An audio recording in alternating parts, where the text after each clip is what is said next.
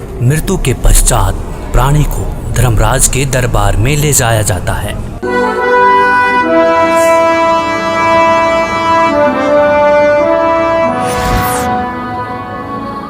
पृथ्वीलोक पर प्राणी जैसा भी कर्म करता है उसका विवरण हर रोज धर्मराज के बही में ऑटोमेटिकली फैक्स हो जाता है।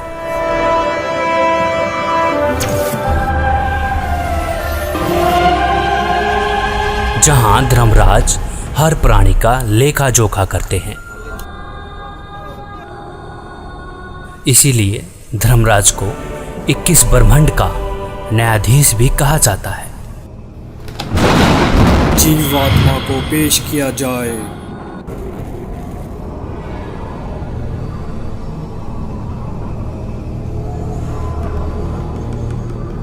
इसने प्राय स्त्री के साथ दुष्कर्म और हत्या का पाप किया है, इसे नरक में डाला जाए।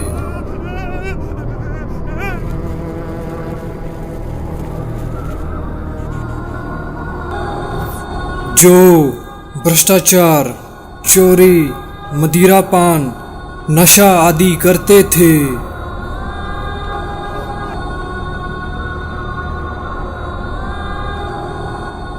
पर स्त्री के साथ दुष्कर्म।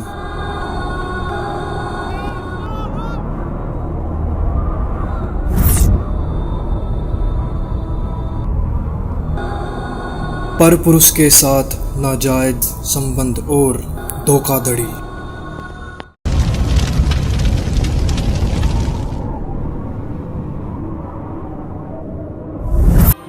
2 नंबर का काम करके कमजोर और असहाय लोगों का शोषण करना और मनुष्य के जीवन के साथ खिलवाड़ करना।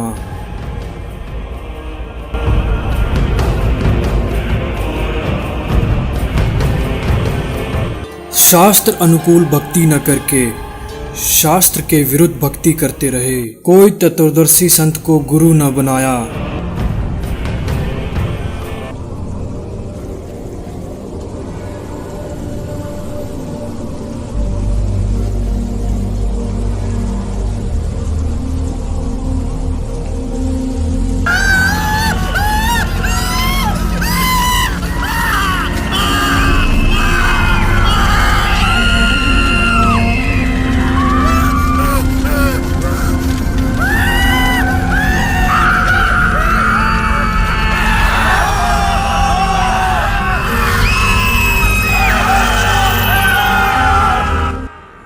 परमात्मा ने कष्ट देखा और उसको आना पड़ेगा, शास्त्रों को खोलना पड़ेगा और इतिहास को फिर दोहराना पड़ेगा जो 600 साल पहले।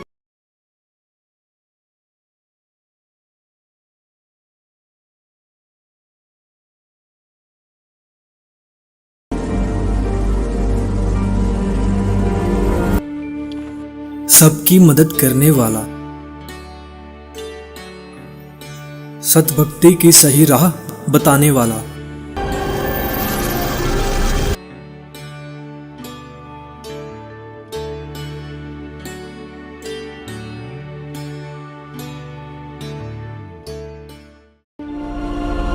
बहुत सारी आत्माएं तत्व ज्ञान को जानकर सतलोक चली जाएंगी।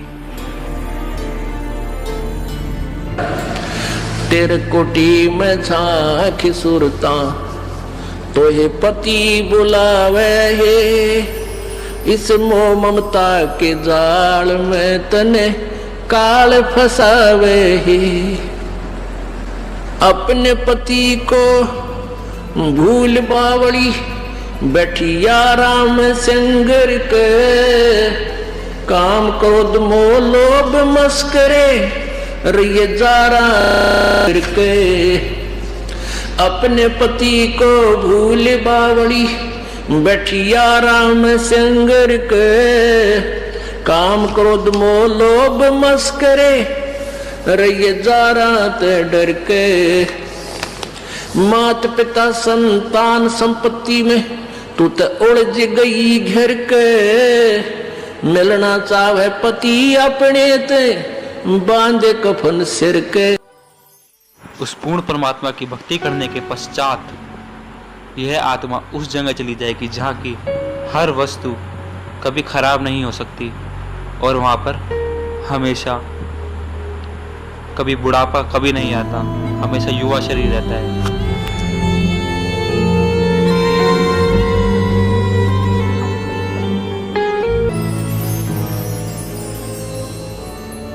सतलोक में चल मेरी सुरता,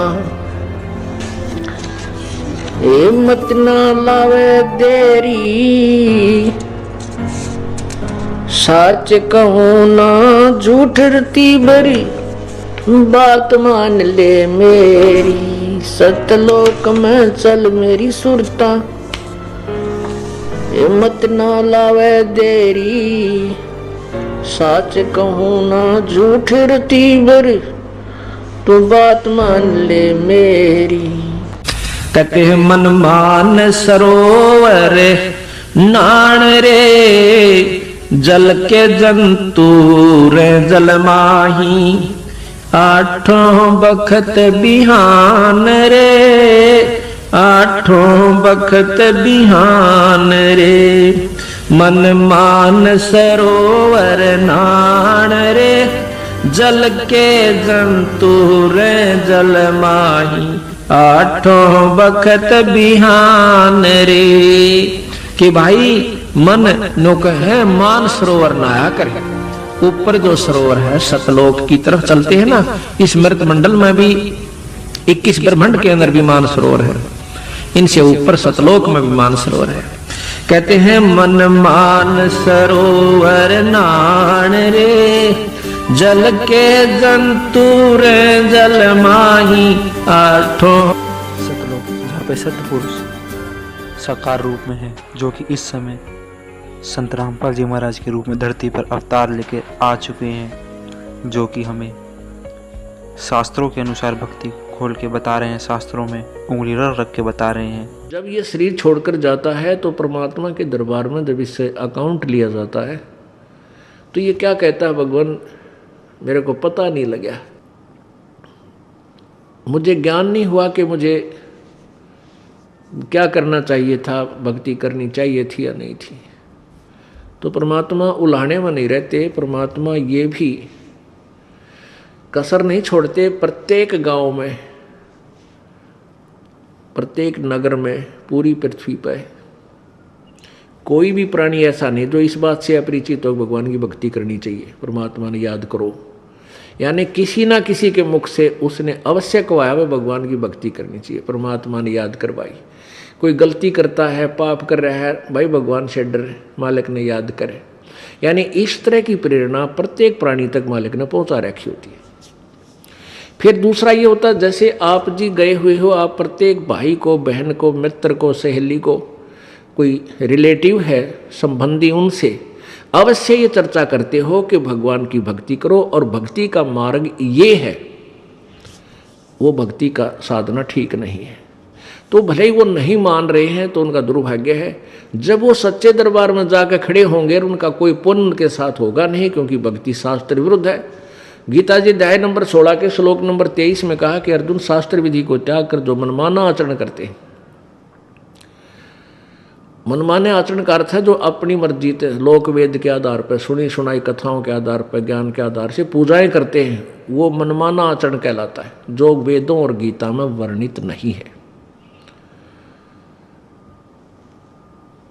जो शास्त्र विधि को त्याग कर मनमाना आचरण करते हैं उनकी ना तो कोई सिद्धि होती है, ना उनकी गति होती है, ना कोई सुख होता है, यूजलेस।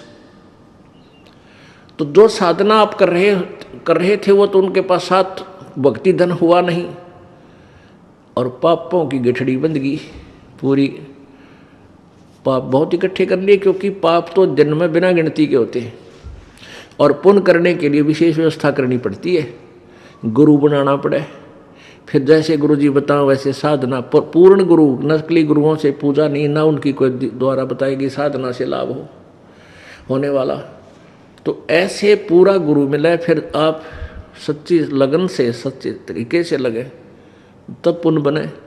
तो पुण्य तक कोई उनका बना नहीं, पाप की गठड़ी बंद गई। फिर वहां जा खड़ा हुआ धर्मराज के दरबार में। अब वहां ये एक बहाना बनाता है कि भगवान मुझे किसी ने बताया कोई नहीं, भक्ति कर ले। तब इसका फिल्म चलाता है परमात्मा। ये सब आप जो भी बातें जिसके साथ कर रहे हो, वैसे कोई गुप्त का गलती कर रहा है तो वो भी फिल्म बनकर भगवान के दरबार में पहुंच जाती है और एक आपके अंतःकरण में, आपके कंप्यूटर में ऑटोमेटिकली फीड हो जाती है।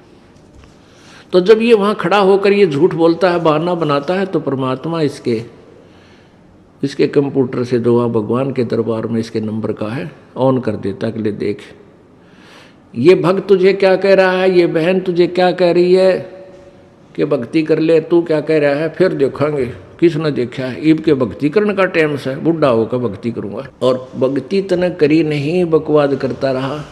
फिर ये कैसे कह रहा है कि मेरे को किसी ने बताया नहीं, फिर ये यूं कर ले है नीची गर्दन। भगवान गलती बन गई बन गदा।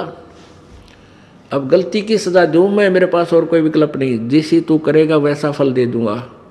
तेरा पुण्य होता तो स्वर्ग भेज दूं, हो देवता बना दूं, पुण्य नहीं है तो बन गदा।